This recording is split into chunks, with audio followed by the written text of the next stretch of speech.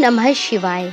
दोस्तों, आज मैं जो कहानी आपको सुनाने जा रही हूँ वो कहानी इतनी चमत्कारिक है जिसको सुनने सुनाने मात्र से ही शिव जी आप पर प्रसन्न हो जाएंगे।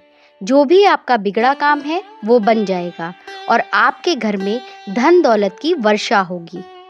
लेकिन आपसे निवेदन है कि आप पूरी कहानी सुनकर जाएं। यदि आप कहानी को शुरू करते हैं तो अंत तक सुने। बहुत समय पहले एक छोटे से गांव में एक गरीब विधवा रहती थी। उसका नाम सुगंधा था। उसका कोई सहारा नहीं था, लेकिन उसमें गहरी श्रद्धा थी भगवान शिव के प्रति।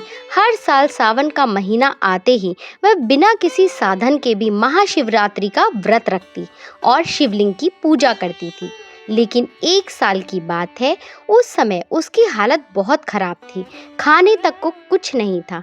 फिर भी उसने व्रत की ठान ली। उसने घर के पास एक कच्चा शिवलिंग मिट्टी से बनाया, नदी से जल भर कर लाई, बेलपत्र भी अपने खेत की झाड़ियों से तोड़ कर लाई।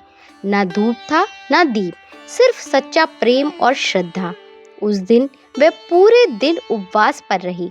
शाम को शिवलिंग पर जल चढ़ाया, बेलपत्र अर्पित किए और रोते हुए प्रार्थना की। उसने कहा, हे भोलेनाथ, मेरे पास कुछ भी नहीं है, लेकिन मेरी भक्ति सच्ची है। कृपा करो प्रभु, कृपा करो। रात को जब वह सोई, उसे एक सपना आया। भगवान शिव उसके सामने प्रकट हुए और बोले, हे भक्त सुगंधा, मैं तुम्हारी सच्ची भक्ति से प्रसन्न हूँ। तुमने जो कुछ भी प्रेम से अर्पित किया वह मुझे स्वर्ण से भी अधिक प्रिय है।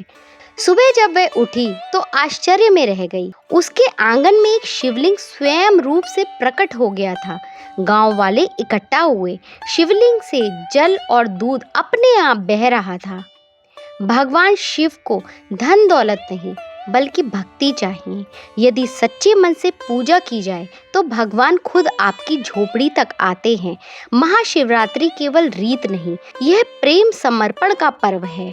सुगंधा की तरह जब आप सच्चे मन से भगवान शिव की आराधना करते हैं तो वे कभी भी आपकी भक्ति को अनदेखा नहीं करते, चाहे आपके पास कुछ हो या ना हो। यदि श्रद्धा है तो भोलेनाथ स्वयं आपके द्वार तक आ जाते हैं। अगर आपको ये कथा प्रेरणादायक लगी हो तो वीडियो को लाइक करें, शेयर करें और चैनल को सब्सक्राइब करें। कमेंट बॉक्स में ओम नमः शिवाय ज़रूर लिखें और इस सावन में अपने मन को शिवमय बनाएं। ओम नमः शिवाय।